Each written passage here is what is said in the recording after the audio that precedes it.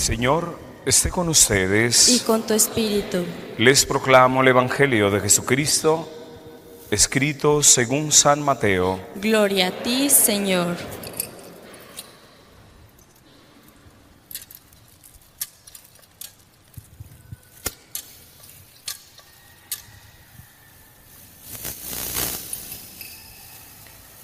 En aquel tiempo Jesús dijo a sus discípulos: si tu hermano comete un pecado, ve y amonéstalo a solas. Si te escucha, habrás salvado a tu hermano. Si no te hace caso, hazte acompañar de una o dos personas, para que todo lo que se diga conste por boca de 2 o 3 testigos. Pero si ni así te hace caso, díselo a la comunidad. Y si ni a la comunidad le hace caso, apártate de él como de un pagano o de un publicano. Yo les aseguro que todo lo que aten en la tierra quedará atado en el cielo, y todo lo que desaten en la tierra quedará desatado en el cielo. Yo les aseguro también que si 2 de ustedes se ponen de acuerdo para pedir algo, sea lo que fuere, mi Padre Celestial se lo concederá. Pues donde 2 o 3 se reúnen en mi nombre, ahí estoy yo, en medio de ellos. Palabra del Señor. Gloria a ti, Señor Jesús. Por las palabras del Evangelio sean borrados nuestros pecados. Que así sea. Hoy, mis hermanos, hemos escuchado en la liturgia de la palabra un tema muy interesante y muy urgente en que todo católico debe conocer, y es el tema de la corrección. Corrección es un acto del ser humano que le permite enderezar algo, que le permite alinear, ordenar algo que se desordenó, que se desalineó. En el caso de nuestro Señor Jesucristo, porque hoy hablan el Padre y hablan el Hijo, Jesucristo habla en el Evangelio y dice: si tu hermano comete un pecado, es una falta, es un desorden, se desalineó, corrígelo. Hay que corregirlo. Y nos dice la forma en que lo tenemos que corregir, siempre con la caridad delante, pero se tiene que corregir, no se le puede dejar. El Señor no dice: bueno, si tu hermano comete un pecado, pues déjalo, hermano, no es tu vida, tú quédate en paz, haz lo que tú quieras, pero déjalo en paz a tu hermano. No, dice: ve y corrígelo. Si tu hermano está cometiendo un error, está pecando, ve y corrígelo. Y el Señor nos da por sentado el tema del pecado, que es una falta, es un desorden. Aquí es donde empieza el primer problema, hermanos, en nuestro mundo actual, que hoy ya no se le da crédito al pecado. Es que corriges si ya no existe el pecado. ¿Cómo voy a corregir? Eso está bien. Si ustedes se fijan, hoy vivimos en la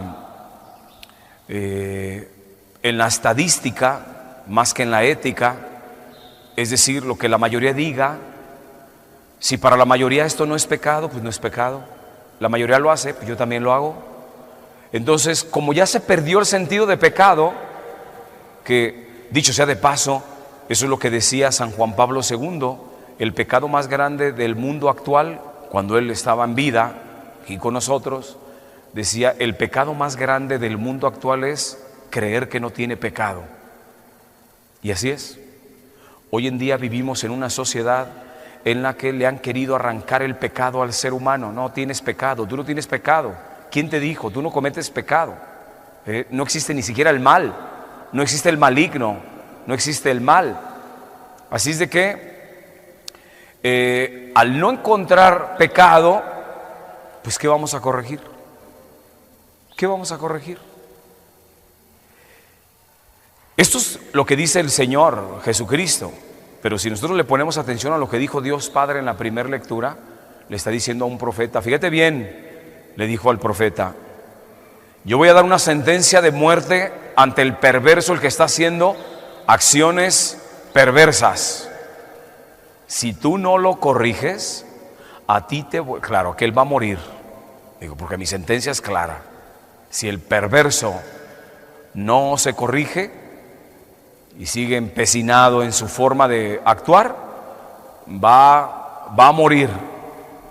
Pero si tú no lo corregiste, a ti te voy a pedir cuentas, le dijo Yahvé al profeta.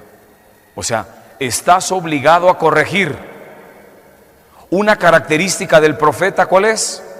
Que tiene que corregir, tiene que anunciar la verdad, pero tiene que denunciar.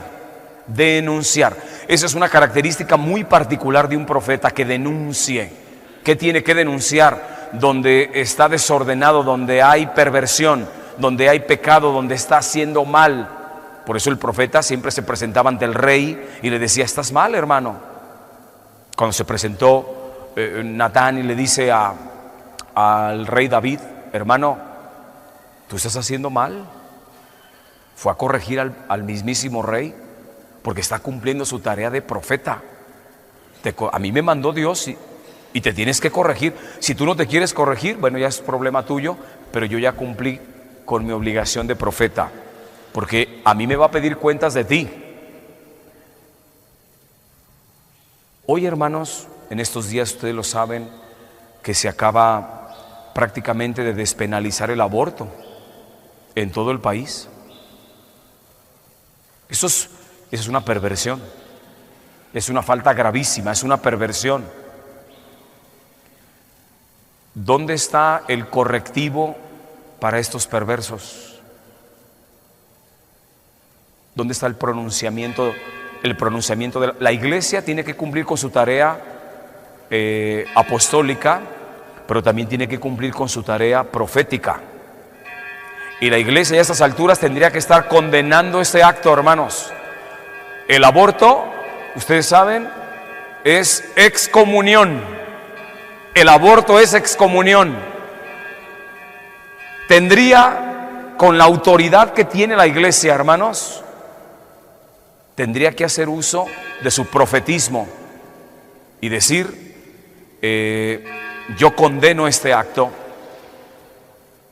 Y quedan excomulgados. Porque si tú ya despenalizaste el aborto, obviamente una cosa es cuando ya ejecutas el acto, pero al despenalizarlo, tú estás abriéndole la puerta al aborto. Ya estás incurriendo en una falta, y muy grave, muy, muy grave. Y así como el aborto, muchísimas cosas hoy en día, hermanos, que tendríamos que corregir. Pero estamos callados.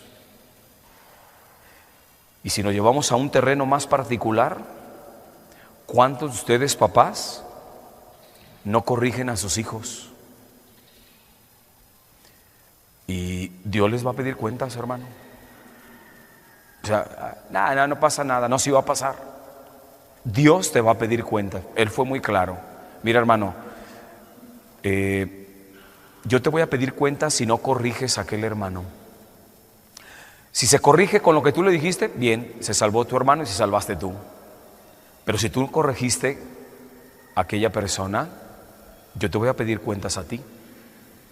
Hoy vemos nosotros en nuestros núcleos familiares católicos, papás que ya no quieren corregir nada a sus hijos. Pues la mayoría lo hace, padre. Pues ni modo, es que la mayoría, todos son así. Es que por los muchachos, ya ve cómo es la muchachada, ellos así son. Pues es que es propio de su tiempo. Es un adolescente, imagínense. Yo no entiendo cómo hacen esa expresión de, pues es que es adolescente. ¿Y eso qué? Es que es adolescente y es propio del adolescente. No, pues, ¿por qué no vas a corregir a este muchacho, este adolescente que se está metiendo a las drogas? Pues es propio del adolescente, ni modo. Pues ya ve que el adolescente pues es terco, es desobediente. Pues, no, independientemente de que seas niño, joven, adolescente, adulto, como sea, el mal es mal, lo incorrecto es incorrecto, lo falso es falso, y lo tienes que corregir. Lo tienes que corregir.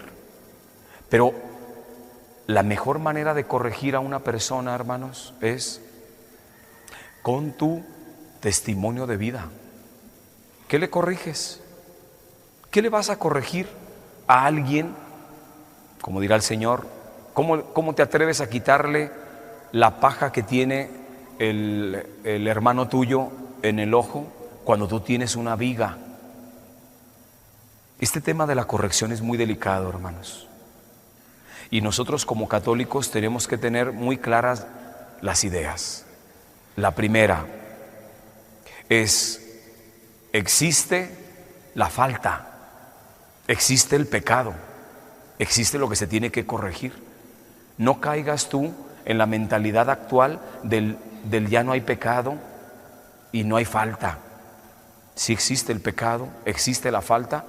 Entonces lo primero es, grábate esto, existe el pecado y existe la falta. La segunda es, se tiene que corregir.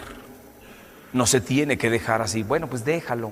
No, se tiene que corregir.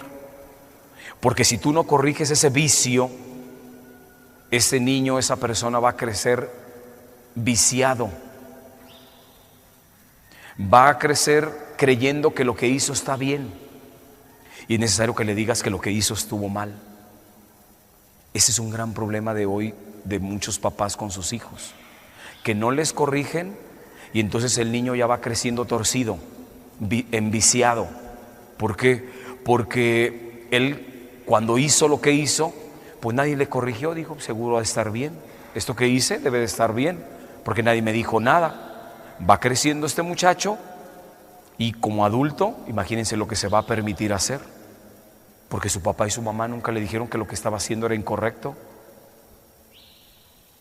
Este tema tenemos que entenderlo muy bien, todos nosotros los católicos. Y tenemos que comenzar con nosotros mismos. De lo que tú haces, ¿qué es digno de corrección? ¿Tú qué tienes que corregir, hermano, en tu vida personal? No te esperes a que alguien venga a corregirte. Tú detecta qué es lo que urge que corrijas ya en tu vida. Que corrijas ya en tu vida. Para que puedas tener esa autoridad moral de poder corregir a alguien. Si no, no tienes crédito. Porque ¿cómo te vas a poner a corregir a alguien y tú haces el vicio, lo haces mayor? El papá alcohólico, ¿cómo va a corregir al hijo alcohólico? ¿Con qué autoridad moral va a llegar con su hijo a corregir?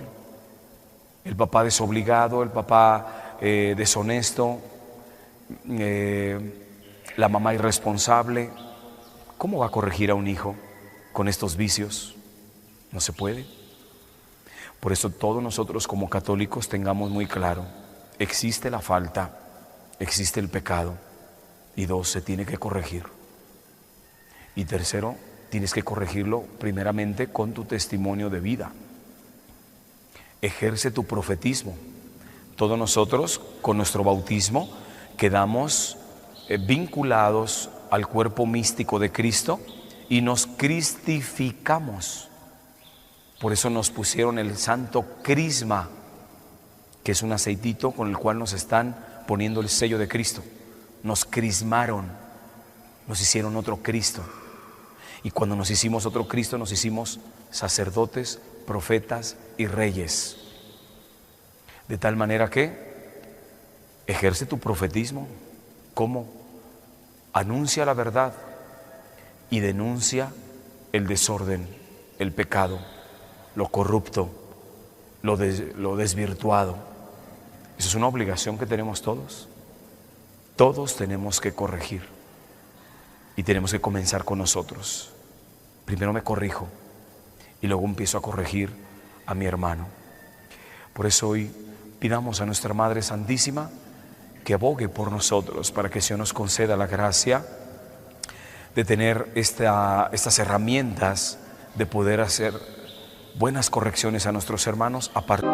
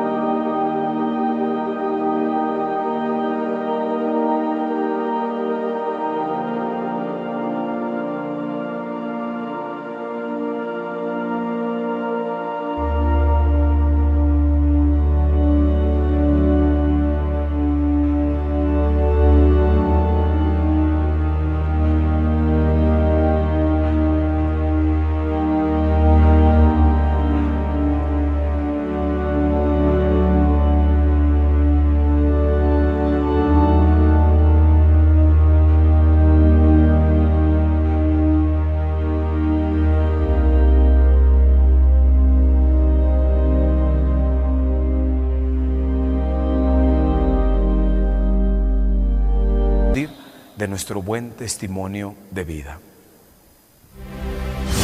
Defendamos al Señor, su iglesia y su doctrina, siendo católicos en serio.